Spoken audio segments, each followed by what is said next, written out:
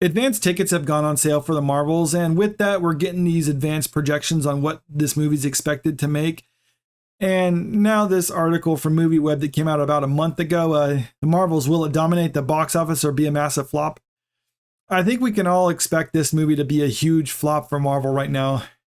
Looking at the early projections from Box Office Pro, it's putting the domestic total for its opening weekend at around $50 to $75 million, with $121 million to $198 million total for its domestic run, which, if you know anything about the production of this movie, I mean, those are pretty abysmal numbers. I mean, just for a point of comparison, look at the first Captain Marvel movie.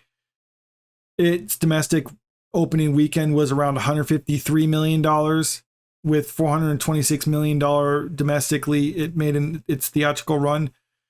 And also, I mean, it wasn't even really well received by audiences, and it was kind of mediocre by critics, but that's beside the point, because the movie still grossed $1.1 billion. And the reason it grossed that much is because this was sandwiched between Infinity War and Endgame. And especially if you remember the ending of Infinity War, it was basically setting up Captain Marvel, and it was kind of implying that, yeah, this is required viewing. If you want to watch Endgame, you got to watch Captain Marvel first. So there was that. And then it was also just the fact that this came out at the height of Marvel, when basically people were flocking to theaters just to watch anything with the Marvel label on it.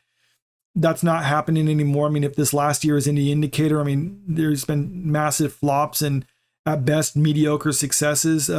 But we're not in that phase anymore where people will just watch anything Marvel. People are more selective about this. And even though this movie did so well, I don't think anyone expected the Marvels to do nearly as well as the first one, but I don't think they expected it to do this bad. But you're probably wondering, like, well, how bad is this exactly? Well, I mean, look at Captain Marvel, for instance. $160 million they spent on that. Okay, well, what did they spend on the Marvels? Try $270 million. But it actually gets much worse than that. Let's look at this article from Forbes. When did this come out? September 20th, 23. So about a month ago it came out. Disney revealed that it spent more than $270 million on the making of the Marvels. The blockbuster budget is disclosed in company filings released yesterday by the Disney subsidiary, which made the movie. They show that over the 2-year period from the incorporation of the company to, that's the subsidiary company that makes this movie, because it's always subsidiary companies that make these big movies, to September 30th, 2022, which is over a year ago. It spent $274.8 million and banked a $55 million subsidy from the government of the United Kingdom where the movie was made. And for people who don't know, the UK actually gives tax breaks to studios that film there, because you're kind of pumping a lot of money into their economy. So they give you like a certain percentage of your budget back for like employing their people and doing that sort of thing. This brought its net spending down to $219.8 million. Okay. And it does say it needs to make $439.6 million at the box office. And where they got that number is they basically just doubled the production cost of it, which is $219.8. Let's just say $220. And the reason you double is because theaters get like a certain take of the box office. They don't operate on just concession sales alone. They get, as a rule of thumb, at least they get half. I think in the US, the studios get around, I don't know, 60%, whereas like other countries, like let's say China, they get around, the studio gets around 25% of the box office, and it varies by country to country. But I mean, as a rule of thumb, just figure they need to double what they spent in order to make money off it, because the theaters get half. Okay, so $439.6 million it needs to make globally. Well, I mean, if you look at this, it's like, okay, it's just under 200. It can make a bit more international and break even, right? Well, no, because this is also, you got to understand, September 30th, 2022, what have they done since then? There's been a lot of reshoots since then. There's been some VFX work that's been done with it. I mean, they weren't done with the production back then, and they've just been delaying it just for the fun of it. I mean, there was still a lot of other reshoots and re-edits and other things like that, and test screenings that they've been doing since then. But let's assuming that they spent no money on the production aspect of it since a year ago. So $220 million that they spent. Now, what do they need to spend on the marketing aspect of it? Because you got to take into account, you have to add the marketing to this cost in order to figure out what they need to make. Well, the marketing aspect of it, it's not disclosed, but we got some other figures to go by. So Avengers Endgame $200 million promo campaign is Marvel's biggest ever, surpassing Infinity War and more. And this is coming from Deadline, and this is from April 17th, 2019, so before Avengers Endgame came out. And if you scroll down into the article, talking about the marketing budget of this, which was $200 million for Endgame, which is insane if you think about it. This beats the media value of previous Marvel global promo partner pushes for Avengers Infinity War. That was $150 million.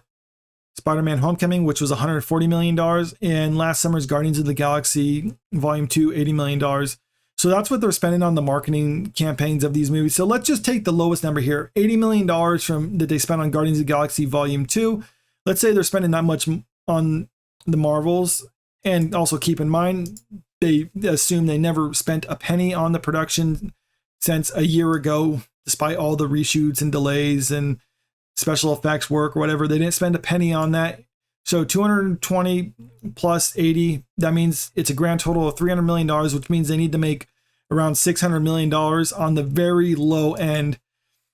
And they're expected to make less than 200 on the total domestic run. Let's say they do make 200, and let's say they make equal amount internationally. I mean, that still puts them $400 million. Let's say they do a little bit better internationally. Let's say they do $300 million internationally. I mean, that would still only put them at 500. I mean, it'd still be $100 million loss for this movie. Not to mention, it, like I said, the total cost of this is probably closer to $250 to $300 million mark. Let's say if it is like the 200, let's say it is $300 million that they actually did spend on this. And let's say just for simplicity's sake, they spent less than Spider-Man, but more than Guardians. So $100 million. So they're in this for $400 million for the Marvels. That means they need to make $800 million, and they're expected to make a good, if they internationally, they make the same amount domestically, $400 million. I mean, this movie's going to be a huge flop for Marvel if you just look at these projections right now. I mean, these are just, I mean, I'm not saying these are accurate because like I said, they're projections. We don't know what this is actually going to make in total.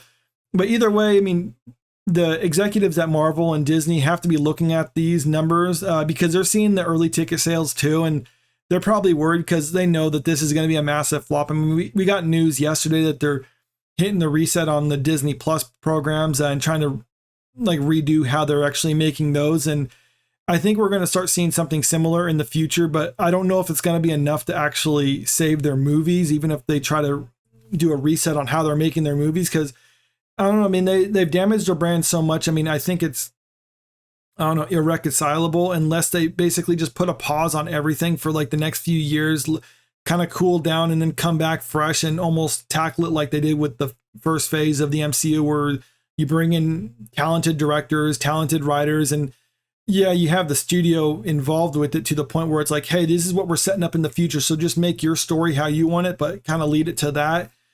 Instead of having every decision dictated from the executive level down, and the director is just kind of like, I don't know, an honorary title, so to speak, for this. But I don't know. Maybe this is just me kind of spitballing, but I don't think that they can actually save the MCU at this point unless they do make some drastic moves, which I don't think Disney is going to do. But let me know what you think about all this in the comment section below. Do you actually think this movie is going to succeed now?